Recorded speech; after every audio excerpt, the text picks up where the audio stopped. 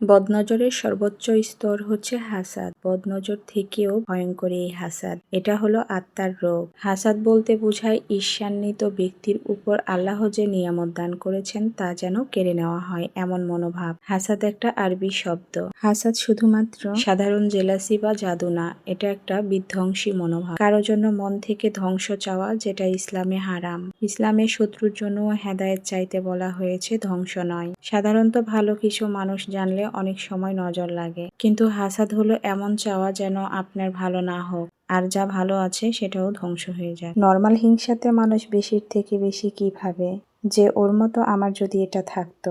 আর হাসাদকারীর মনে হয় যেভাবেই হোক আপনার উপর আল্লাহর রহমত যেন নষ্ট হয়ে যায়। এই কনস্ট্যান্ট নেগেটিভ এনার্জি মানুষের জীবনে ইফেক্ট ফেলবেই। কিভাবে চিনবেন এই ধরনের মানুষ? আপনার প্রচুর অপ্রয়োজনীয় প্রশংসা করবে। অ্যাপ্রিসিয়েট আর জোর করে প্রশংসা করা, দুইটার পার্থক্য আপনি অবশ্যই বুঝতে পারবেন। এটা মানুষ অজান্তেই নিজের হিংসা লুকাতে করে। আপনার অ্যাচিভমেন্টকে নালিফাই করার চেষ্টা করবে, এমন ভাব করবে এ আর এমন কি করে ফেলেছ।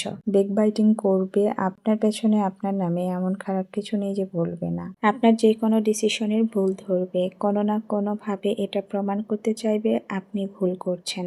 যে কোনো কাজে ডিসকারেজ করার চেষ্টা করবে। আপনার ভালো কিছুতে সূক্ষ্মভাবে অপ্রীতিকর কিছু বলবে। আপনার খারাপ কোনো সংবাদে মনে মনে অনেক খুশি হবে। সবচেয়ে ভয়ঙ্কর ব্যাপার হলো এসব মানুষ সব সময় আমাদের আশেপাশেই থাকে। এই যে ওর এটা নষ্ট হয়ে যাক, ওর ভালো না হোক, এই মনোভাবের নেগেটিভ এনার্জি আপনার সব ভালো নষ্ট করে দেওয়ার জন্য যথেষ্ট। আমরা অনেকে একটু হলেও জানি আমাদের জীবনে এই মানুষ কে বা কারা হতে পারে, আবার হয়তো অনেকে বুঝতেও পারি না।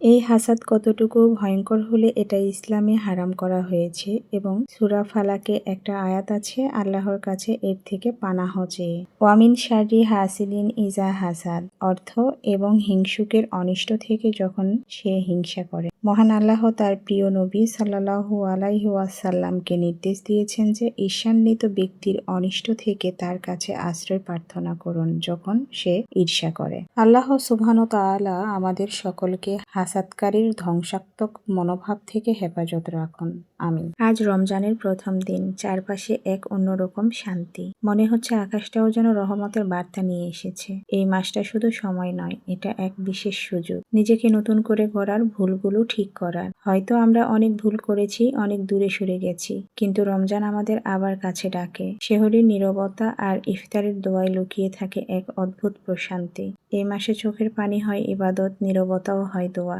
চলুন অন্তরটা পরিষ্কার করি, হিংসা, রাগ, কষ্ট সব ঝেড়ে ফেলি। রমজান হোক আমাদের জীবনের মোড় ঘুরিয়ে দেওয়ার শুরু। শুধু রোজা নয়, চরিত্রেও আসুক পরিবর্তন। আল্লাহ আমাদের এই প্রথম দিনের অনুভূতিটা পুরো মাস জুড়ে ধরে রাখার তৌফিক দিন। আমি কিছু গরুর ভুঁড়ি একবারে রান্না করে সেকশন বক্সে ডিপ ফ্রিজে রেখেছিলাম। রমজান মাসে তেমন আর কোনো ঝামেলা করতে যেন না হয়। রমজান মাসে যেহেতু ইফতার আইটেম প্রস্তুত করতে হয়, তাই অনেকটা সময় ইফতার প্রস্তুত করতেই আমাদের ব্যয় হয়। এজন্য এভাবে ফ্রোজেন করে রাখলে আমার খুবই সুবিধা হয়। যে কোনো সময় আলু দিয়েই হোক বা এমনি রান্না করে খাওয়া যায়। সেখান থেকে আজকে কিছু নিয়ে আমি আলু দিয়ে রান্না করে নিলাম। রমজান মাসে এমনিতেই খাবারের রুচি আস্তে আস্তে কমে যায়।